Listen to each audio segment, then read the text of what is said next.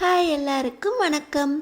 நம்ம அழகு அழகு சீரியலில் நம்ம பாக்கியராஜும் அழகு மலரும் நல்லா வெளியே பீச்சு பார்க்கு அப்படின்னு நைட் ட்ரைவ் பண்ணிட்டு வீட்டுக்கு வராங்க. ஃபோன் பண்ணிட்டியா மலரு அப்படின்னு இங்கே பாக்கியராஜ் கேட்க இதோ பண்ணிடுறேங்க அப்படின்னு நம்ம மலரும் மதிக்கு ஃபோன் பண்ண நம்ம மதி ஃபோன் ரிங் சவுண்ட் கேட்ட உடனே யாருக்கும் தெரியாமல் வந்து நம்ம மலருக்கும் பாக்கியராஜுக்கும் கதவை திறந்து விடுறாங்க. போயிட்டு வந்துட்டிங்களா, ஜாலியாக இருந்துச்சா அப்படின்னு கேட்க நான் நினச்சதை விட ரொம்ப ஜாலியாக இருந்துச்சா அப்படின்னு நம்ம மலர் சொல்லிக்கிட்டு இருக்கும்போதே ஹால் லைட் போடுறாரு சுரேஷ்.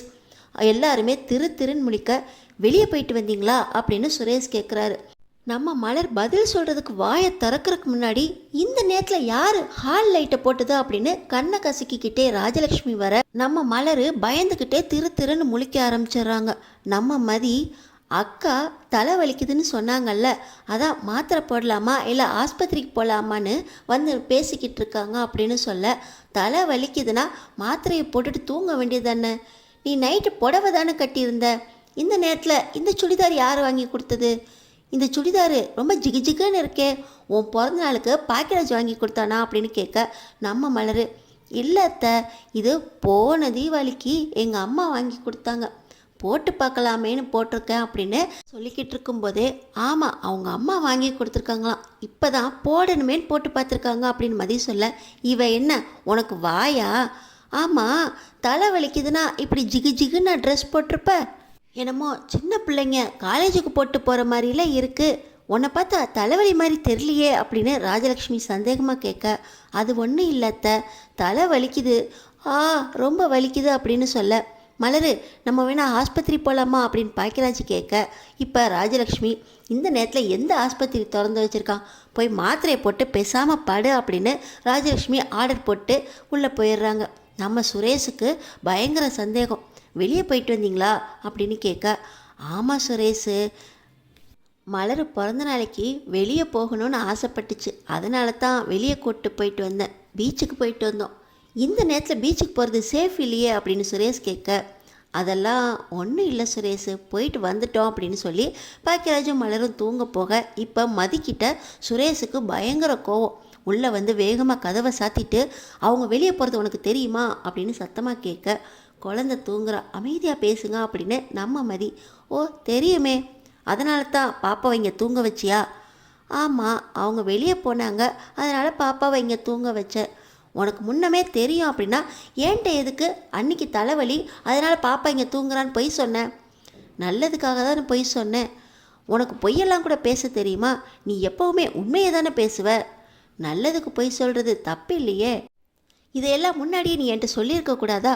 உனக்கு இந்த விஷயம்லாம் முன்னாடியே தெரியும் தானே, ஓ தெரியுமே, எல்லாத்துக்கும் வாய்க்கிலேயே பேசுவியே, இதெல்லாம் முன்னாடியே சொல்கிறதுக்கு இல்லையா, நம்ம என்ன அந்த அளவுக்கு விவரமாவா பேசிக்கிட்டு இருக்கோம், அவங்க பிறந்த நாளைக்கு வெளியே போகணும்னு சொன்னாங்க, போயிட்டு வந்தாங்க, நான் கதவை திறந்து விட்டேன், எப்போவுமே என்கிட்ட இப்படி தான் சண்டை போடணுன்னே பேசுவியா நீ, நான் சண்டையெல்லாம் போடலை, அவங்க வெளியே போகணும்னு சொன்னாங்க, இதெல்லாம் அண்ணன் தான் சொல்லிட்டாங்களே, நான் கதவை திறந்து விட்டேன் அவ்வளோதான் அப்படின்னு படுக்க போக, பேசிக்கிட்டு இருக்கிறதுல எதுக்கு படுக்க போகிற, அதான் எல்லாம் சொல்லி முடிச்சிட்டேனே அப்படின்னு நம்ம மதி தூங்க போக இந்த சண்டையை அப்படியே முடிச்சிடுறாங்க.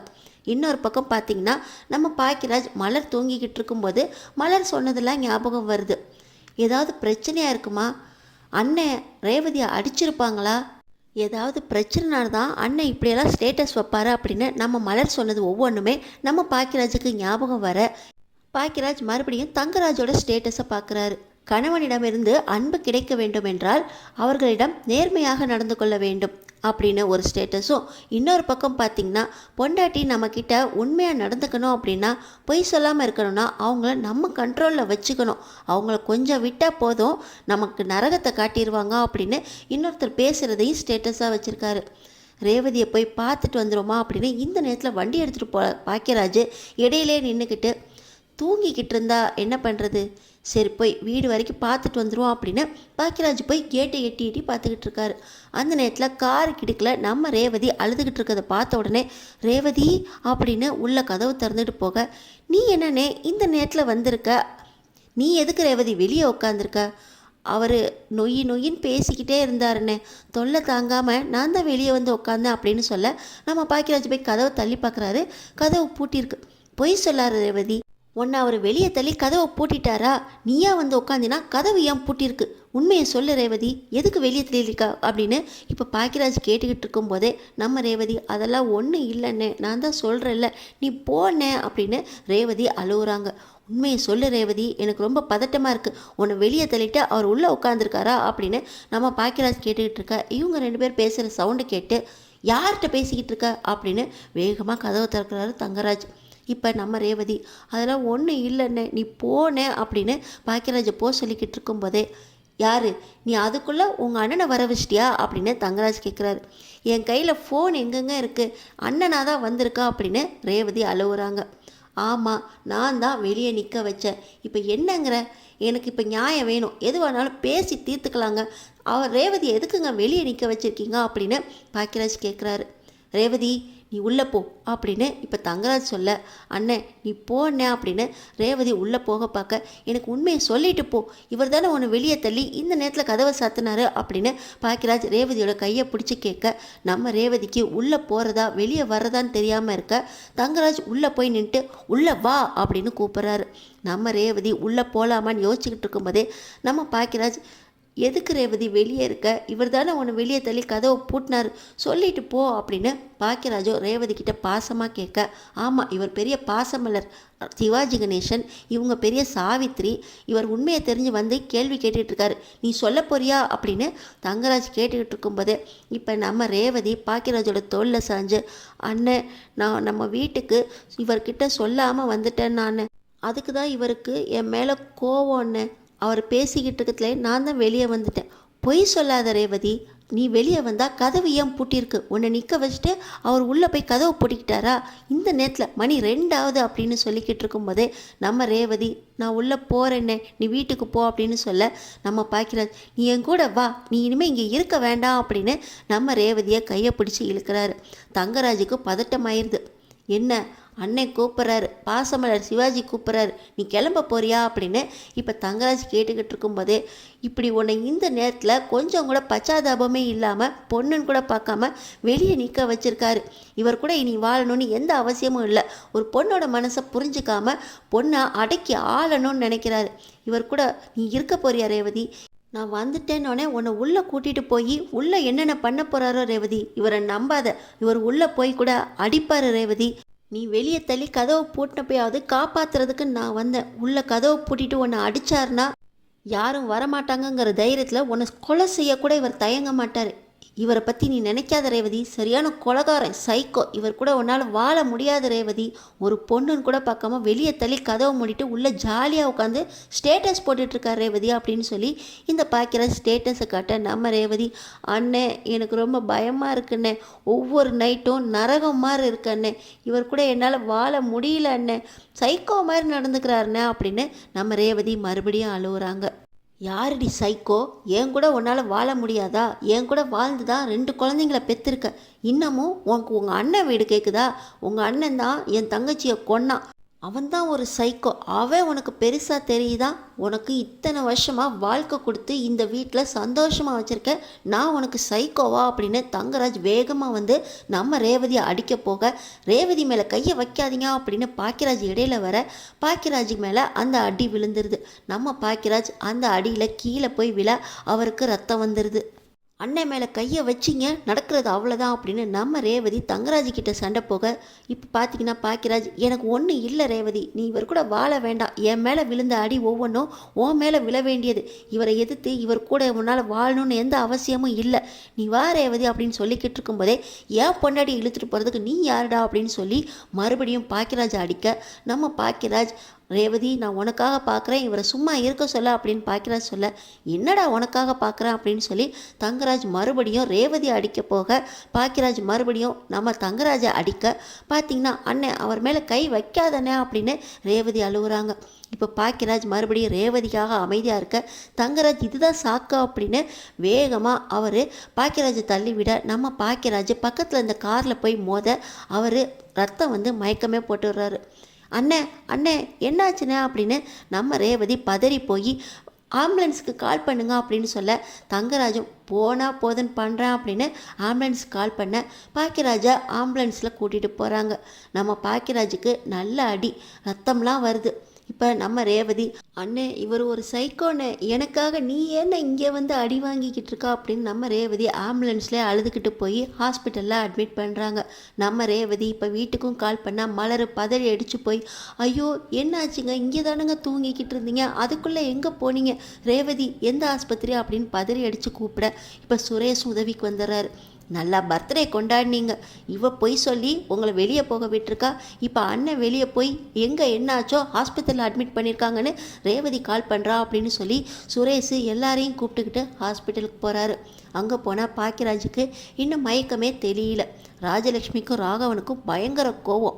என்னடி உனக்கு தலைவலின்னு சொன்ன, இவன் ஆஸ்பத்திரியில் அட்மிட் ஆகியிருக்கான், என்னதான் இந்த வீட்டில் நடக்குது அப்படின்னு கோவப்பட ரேவதி, அம்மா எல்லாத்துக்கும் காரணம் நான் தாம்மா அப்படின்னு அழுகுறாங்க. என்னடி காரணம், இந்த நேரத்தில் அவன் எதுக்கடி உங்கள் வீட்டுக்கு வந்தான் அப்படின்னு சொல்ல நம்ம ரேவதி எதையுமே சொல்ல முடியாமல் தவிக்க, இப்போ பார்த்தீங்கன்னா தங்கராஜ் ரொம்ப நல்லவர் மாதிரி ஹாஸ்பிட்டலுக்கும் வந்துடுறாரு. மாமா நீங்களும் வந்துட்டீங்களா, சரியான நேரத்தில் அண்ணனை நீங்கள் தான் ஹாஸ்பிட்டலில் அட்மிட் பண்ணிங்களா மாமா அப்படின்னு சுரேஷ் தங்கராஜ் பெருமையை புகழ ஆரம்பிக்க, பார்த்தீங்கன்னா ராகவனும் ராஜலட்சுமியும், பாருங்க மாப்பிள்ள பிறந்தநாள் கொண்டாடுறேன் அப்படின்னு பாக்கியராஜா ஆஸ்பத்திரியில் படுக்க வைக்கிற அளவுக்கு ஆகிப்போச்சு, நீங்கள் எப்படி மாப்பிள்ள இங்கே வந்தீங்க, உங்களுக்கு மலரு கால் பண்ணி வர சொன்னாலா அப்படின்னு ராஜலட்சுமி கேட்க, இப்போ பார்த்தீங்கன்னா சுரேஷ் உட்காருங்க மாமா, அண்ணனுக்கு ஒன்றும் ஆகாதா அப்படின்னு அப்போ மாப்பிள்ளைக்கு ஆறுதல் சொல்ல, இப்போ ரேவதிக்கு பயங்கர கோபம் வந்துடுது.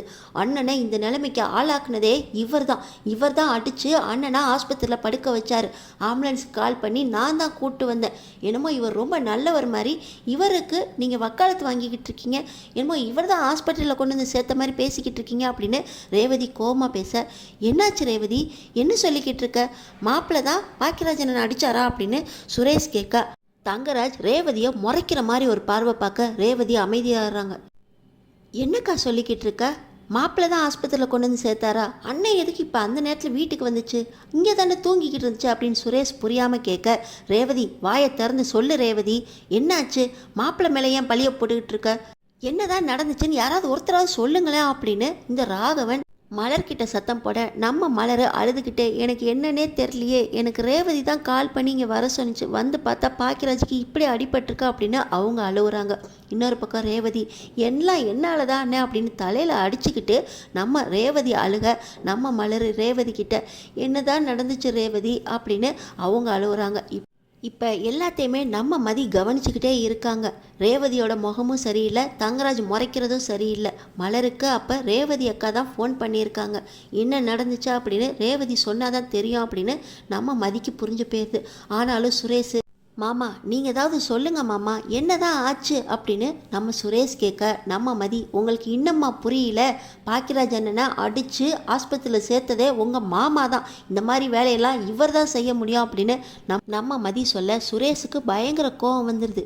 என்ன எந்த பிரச்சனை நடந்தாலும் நீ மாமாவை தான் பேசுவியா அப்படின்னு மதியை அடிக்க போக, ரேவதி இப்போ தான் வாயை திறந்து சொல்கிறாங்க, நான் உங்கள் வீட்டுக்கு வந்தது இவர்கிட்ட சொல்லாமல் வந்துட்டேனா, அதுக்காக இவர் என்ன வெளியே தள்ளி கதவை மூடிட்டார், எப்படியோ அண்ணன் விஷயத்தை தெரிஞ்சுக்கிட்டு எனக்காக வந்து இவர்கிட்ட சண்டை போட இவர் தான் அடித்து அண்ணனை மயக்கம் போட வச்சிட்டாரு, நான் தான் ஆம்புலன்ஸுக்கு கால் பண்ணி அண்ணனை ஹாஸ்பிட்டலில் அட்மிட் பண்ணேன் அப்படின்னு தலையில் அடிச்சுக்கிட்டு அழுகுறாங்க ரேவதி. மாமா எப்போவுமே நீங்கள் அண்ணன் கூட சண்டை தான் போட்டுக்கிட்டு இருப்பீங்களா, இப்போ அடித்து ஆஸ்பத்திரியில் சேர்க்குற அளவுக்கு உங்களுக்கு என்ன மாமா கோவம், ரேவதியை எதுக்கு மாமா வெளியே நிற்க வச்சிங்க அப்படின்னு சுரேஷுக்கு தங்கராஜ் மேலே கோவம் வருது. ஆனால் தங்கராஜ், என்னடா குரலை வசதி பேசிக்கிட்டு இருக்க, உன் தங்கச்சி பண்ணது தப்பாக தெரியலையா அப்படின்னு கேட்க, நம்ம மதி நடக்கிறதெல்லாம் பார்த்துக்கிட்டு இருக்காங்க. மாமா மதிக்கு பயங்கர கோவம் வருது. ஆனாலும் சுரேஷ், மாமா நீங்கள் செஞ்சது தப்பு, உங்களை நான் சும்மா விட மாட்டேன் அப்படின்னு பேசிக்கிட்டு இருக்கும்போதே இவரை நானும் சும்மா விட மாட்டேன் அப்படின்னு நம்ம மதி, நீங்கள் இப்போ உங்கள் மாமாவை அரெஸ்ட் பண்ணுறீங்களா இல்லை நான் போலீஸ்க்கு கம்ப்ளைண்ட் பண்ணவா அப்படின்னு நம்ம மதி போலீஸ்க்கு கால் பண்ணுறதுக்காக ஃபோனை எடுக்க, ராஜலக்ஷ்மி, ஏய் எங்கள் வீட்டு மாப்பிள்ளை மேலே கம்ப்ளைண்ட் பண்ணுறதுக்கு நீ யார் அப்படின்னு நம்ம மதிக்கிட்ட கேட்க, அம்மா அவள் சொல்கிறதுல என்ன தப்பு, ஒரு பொண்ணுன்னு கூட பார்க்காம வெளியே நிற்க வச்சு கதவை சாத்தியிருக்காரு, இவரை நானே அரெஸ்ட் பண்ண போகிறேன் அப்படின்னு நம்ம சுரேஷ் பேச, நம்ம அழகு மதி, நீங்கள் அரெஸ்ட் பண்ணலைன்னா நானே போலீஸ்க்கு கால் பண்ணிடுவேன் அப்படின்னு இவங்களும் இங்கே கோவப்பட, அடுத்தடுத்து என்ன நடக்க போகுதுன்னு தெரிஞ்சுக்கிறதுக்கு நம்ம சேனலை சப்ஸ்கிரைப் பண்ணி தொடர்ந்து பாருங்கள்.